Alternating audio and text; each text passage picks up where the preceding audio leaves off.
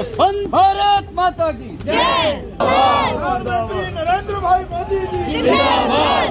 नरेंद्र भाई मोदी जी जिंदाबाद। प्रधानमंत्री नरेंद्र भाई मोदी जी जिंदाबाद। प्रधानमंत्री नरेंद्र भाई मोदी जी जिंदाबाद। जिंदाबाद। भारत माता की जय।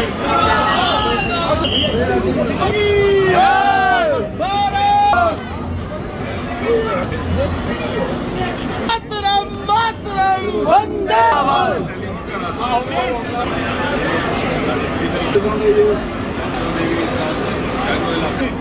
जी।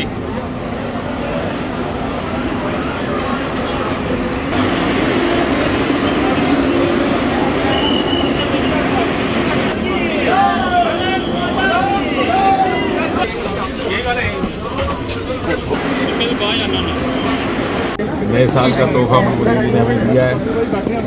2019 में जब तो ये क्रम शुरू हुआ था वंदे भारत एक्सप्रेस ट्रेन का, तो पहली वंदे भारत वाराणसी को मिली थी और दूसरी वंदे भारत कटरा वैष्णो देवी को। और आज जब ये दूसरी वंदे भारत देने का सिलसिला शुरू हुआ तो उसमें भी कटरा स्टेशन को शामिल कर लिया गया है।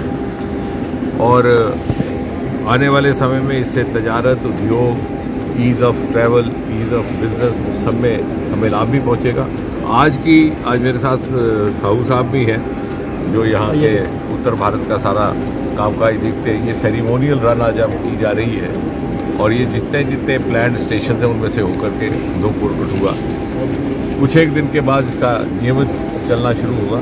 आरंभ में सभी स्टेशन कवर शायद ना होंगे क्योंकि ये फिजिबिलिटी इत्यादि स्टडी करेंगे, लेकिन आने वाले महीनों में फिर नियमित तौर पर उधमपुर, भलवाल, कठुआ ये सारे कवर कर लिए जाएंगे। तो आज ये एक तरह की रेकी भी हो रही है और सेरिमोनियल लॉन्चिंग भी, क्योंकि मोदी जी अयोध्या में थे और हम सबकी इच्छा थी कि अयोध्या जैसे इस पावन धरती से जो कार्यक्रम हो रहा है उससे हम किसी न किसी नाते जुड़ जाएं, और इसलिए उनका धन्यवाद भी है। और मुझे लग रहा है कि नव वर्ष में उधमपुर की विशेष बात यह है कि इसको और भी 2 तोहफे मिले। एक तो आपने कैप्टन तुषार महाजन के नाम पर इसका नाम रखा और कहा जाता है कि शायद देश में ऐसा पहला रेलवे स्टेशन है जो किसी शहीद सैनिक के नाम पर रखा गया है। दूसरा, इसको अमृत स्टेशन के रूप में विकसित करने की भी योजना है।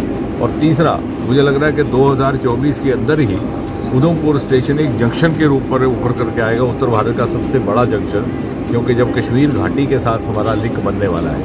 और एक और बात आपके साथ साझा करनी है, अभी उसकी कार्रवाई तो नहीं हुई, लेकिन हमने एक निवेदन रखा है अनुरोध रेल मंत्रालय में कि यहाँ पर रेल का डिवीज़न स्थापित किया जाए, क्योंकि जो हमारा फिरोजपुर का डिवीज़न है जहाँ से हमारे मुखिया आज हमारे साथ आए हैं समय निकाल कर, वो उस समय स्थापित हुआ था जब चंद एक ट्रेनें चलती थी और जम्मू कश्मीर में एक श्रीनगर एक्सप्रेस हुआ करती थी जो झेलम एक्सप्रेस है, और एक जम्मू मेल हुआ करती। उसके अतिरिक्त कोई ट्रेन नहीं थी। बाकी पंजाब में पर फ्रंटियर मेल पंजाब में आज लगभग दर्जनों की तादाद में यहाँ रेलगाड़ियाँ चल रही हैं। कई बार छोटी मोटी हमें दिक्कत आती है, अधिकारियों के लिए इतना आसान नहीं रहता पहुँचना। जैसे आपने देखा होगा पिछले कुछ समय पहले उधमपुर रेलवे स्टेशन पे एक वो डंगा सा बना था जिसका थोड़ा सा काम था, लेकिन वो इसलिए विलम्ब हुआ कि फिरोजपुर से अधिकारियों को आने में थोड़ी दिक्कत रहती है क्योंकि इतने व्यस्त रहते हैं। हमने वो भी अनुरोध रखा है। मुझे लग रहा है कि अब तो इलेक्शन का वक्त आ रहा है, उसके बाद शायद उस पर भी गंभीरता से रेल मंत्रालय कुछ ना कुछ। व्यापार को किस तरह से देखते हैं उधमपुर के व्यापार इस ट्रेन में?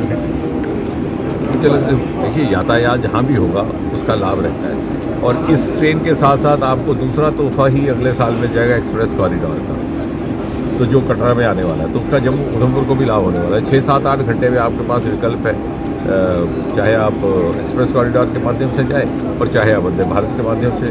और जब तक वंदे भारत का नियमित तौर पर रेगुलर उधमपुर स्टॉप नहीं बनता तब भी कटरा से भी हमने देखा मात्र आधे घंटे की दूरी है, तो उससे भी ये लाभ रहेगा। और इससे 2 विकल्प बन गए। तो हमारी पहले वंदे भारत जो थी वो सुबह कटरा से दिल्ली की ओर चलती थी, ये जो शाम वाली है ये शाम को यहाँ से दिल्ली की ओर जाएगी। तो व्यापारियों के लिए विशेष करके ये बहुत लाभदायक साबित है। स्टूडेंट की बात करें तो